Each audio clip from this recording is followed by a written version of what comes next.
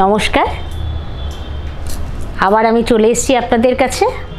আজ সরস্বতী পুজো, হিন্দুদের বিদ্যা ও সঙ্গীতের দেবী মা সরস্বতীর আজ পুজো।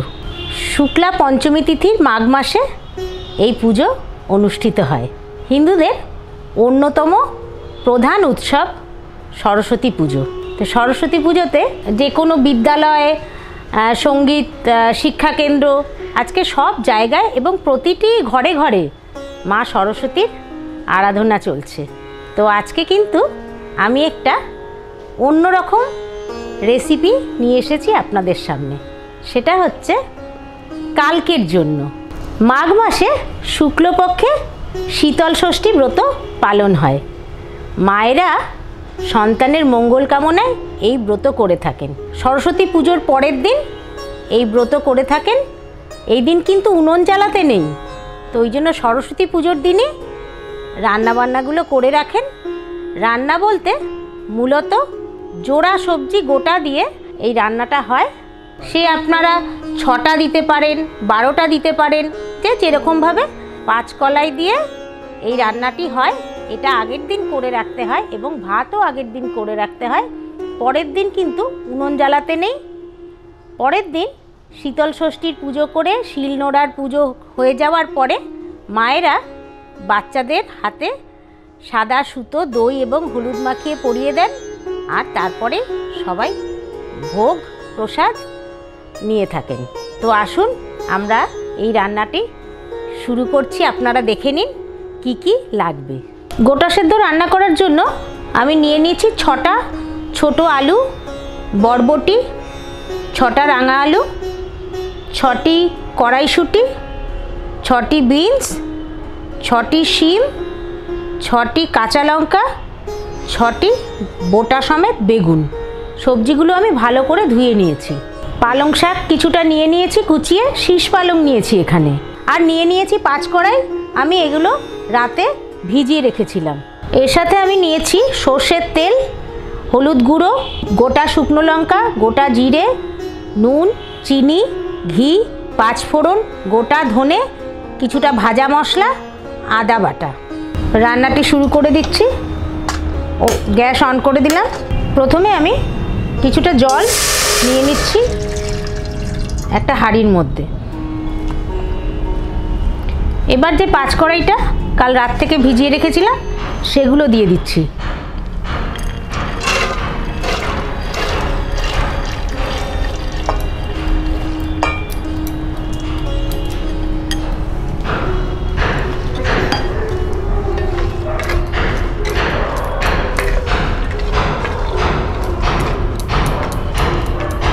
এগুলো হতে একটু সময় লাগবে, কেন এটা অল্প সেদ্ধ হবে, তারপরে সবজিগুলো পড়বে। আমি ঢাকনা বন্ধ করে দিয়ে এটা সেদ্ধ হতে দিচ্ছি। 10 মিনিট পরে ঢাকাটা খুলে দিচ্ছি। এবার আমি গোটা সবজিগুলো দিয়ে দিচ্ছি।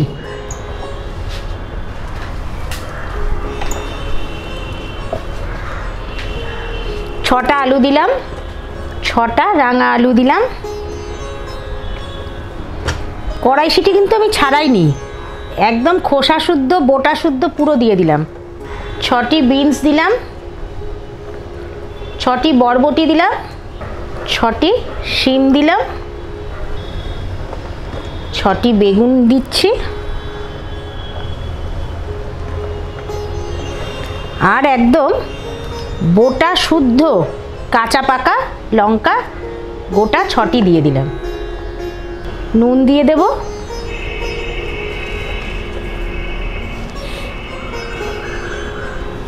হলুদ গুঁড়ো দিয়ে দেব,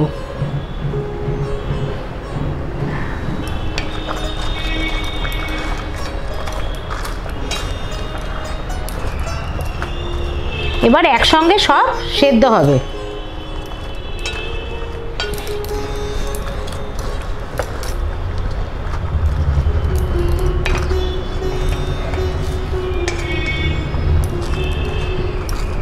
অনেকে শীতল ষষ্ঠীকে শীতল ষষ্ঠীও বলে। এটি এই শীতল ষষ্ঠীর পুজো করার পরে সবাই গোটা সেদ্ধ প্রসাদ হিসাবে পেয়ে থাকে। এবার আবার একটু ঢাকনা দিয়ে দিচ্ছি, এটা হোক।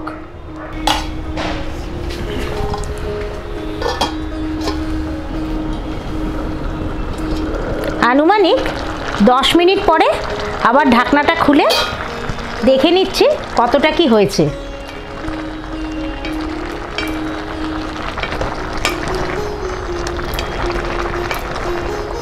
এখনো হবে। এবার পালং শাক কুচোনোটা দিয়ে দিচ্ছি।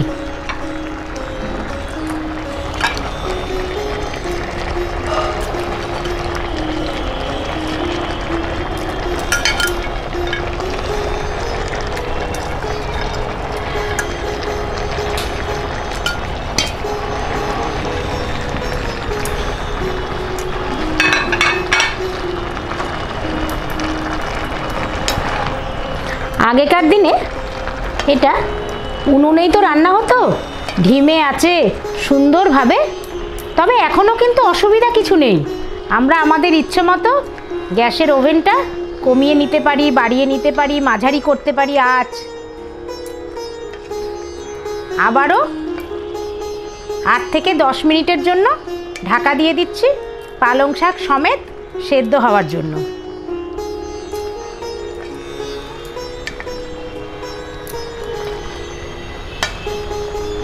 কাল কিন্তু বাড়িতে অরন্ধন মানে কোনো আগুন জ্বলবে না। আবার ঢাকনা বন্ধ করে দিচ্ছি। আবারও 10 মিনিট রেখে ঢাকনা খুলে দিচ্ছি। মোটামুটি হয়ে এসেছে।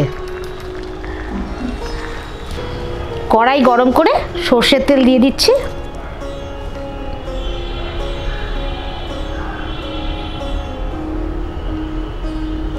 গোটা সেদ্ধ মোটামুটি সব এ দেশীয় সম্প্রদায়ের মধ্যেই রয়েছে, তবে এক একজনের রান্না এক এক রকমভাবে তারা পালন করে থাকে।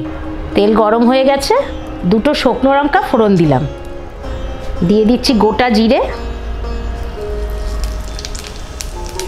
গোটা ধনে, 5 ফোড়ন,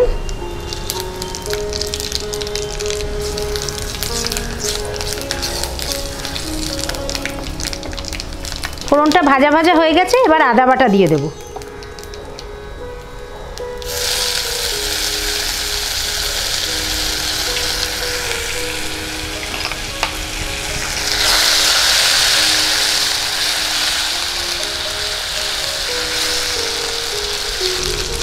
ফোড়নের মধ্যে আদা বাটা দিয়েছি, আদা বাটাটা ভাজা ভাজা হয়ে গেছে। এবার একটু জল দিয়ে দেব।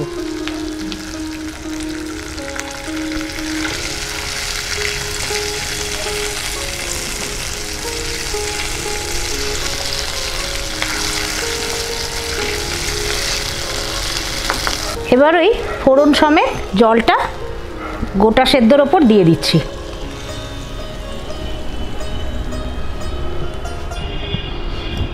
ফোড়নটা এর মধ্যে মিশিয়ে দিয়েছি।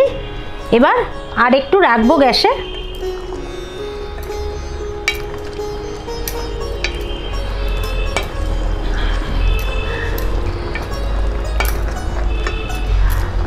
গোটা সেদ্ধ মূলত হয়ে গেছে, কিন্তু একটু স্বাদের জন্য, সবাইকে দেব তো, একটু স্বাদও তো হতে হবে, আমি চিনি দেব। আবারও একটু অল্প নুন দিয়ে দেব।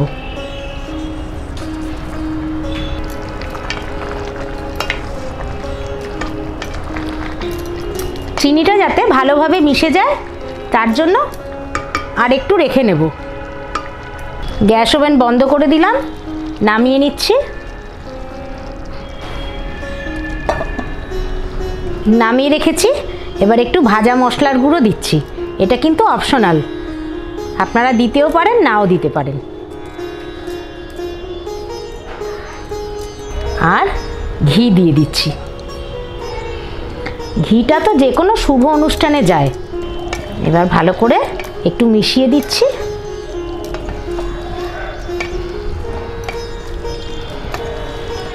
তৈরি হয়ে গেছে গোটা সেদ্ধ। যাদের বাড়িতে শীতল ষষ্ঠীর ব্রত পালন করা হয়, এই রান্নাটি সবার বাড়িতেই হয়। আমি কিন্তু আপনাদের জন্যই করলাম। দেখবেন, দেখে অবশ্যই রান্নাটি করবেন এবং আমাকে কমেন্ট করে জানাবেন, আর লাইক করবেন, শেয়ার করবেন। আর অনেকেই সাবস্ক্রাইব করেননি এখনও, করে নেবেন। আর যারা বা নিজেরা করেও থাকেন, তাহলেও আত্মীয় পরিজন, আপনাদের বন্ধুবান্ধব আমার আটপৌরে হেসেল চ্যানেলটিকে বলবেন দেখতে, তারা যেন একটু সাবস্ক্রাইব করে নেয়। আমি এখন নতুন তো, হয়তো অনেক ভুলভ্রান্তি হচ্ছে, আপনারা নিজ গুণে আমাকে ক্ষমা করে দেবেন। নমস্কার।